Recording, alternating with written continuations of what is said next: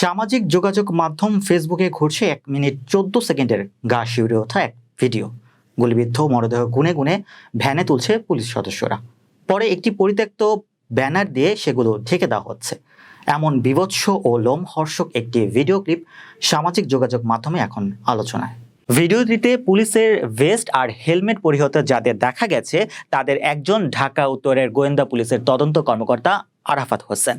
বিষয়টি প্রকাশ্যে আসার পরে আত্মগোপনে চলে গেছেন তিনি সহ ভিডিও চিত্রে থাকা পুলিশের সদস্যরা। কয়েকজন প্রত্যক্ষদর্শী গণমাধ্যমকে জানান, গত 5 আগস্ট দুপুরে শেখ হাসিনা পদত্যাগ করে দেশ ছাড়ার পরপর বাইপাইল এলাকার বিজয় মিছিল বের হয়। বিকেলে উত্তেজিত জনতা আশুলিয়া থানা ঘেরাও করে। এ সময় আশপাশে নিরাপত্তার দায়িত্বে থাকা পুলিশ সদস্যরা দৌড়ে থানা ভবনে ঢুকে গেট বন্ধ করে দেন। বিকেলে 4:30টার দিকে আন্দোলনকারীরা চারদিক থেকে থানা ঘিরে ফেলে ও ইট পাটকেল ছুটতে থাকেন। কেউ কেউ গেট ভাঙতে এগিয়ে যান। ঘটনার প্রত্যক্ষদর্শী এক ব্যক্তি গণমাধ্যমকে বলেন, বিকেলে থানা ফটকের সামনে উত্তেজিত জনতার উপর পুলিশ গুলি ছোড়ে। এতে থানার গেটের সামনে 10 থেকে 12 জন গুলিবিদ্ধ হয়ে পড়ে যান। কয়েক মিনিট ধরে ওখানে গোলাগুলি চলে। পরে জীবিত কয়েকজনকে নিচু হয়ে এসে ছাত্ররা টেনে হিচড়ে নিয়ে যান। তারপরেও 6 থেকে 7 জন ওখানে পড়েছিল।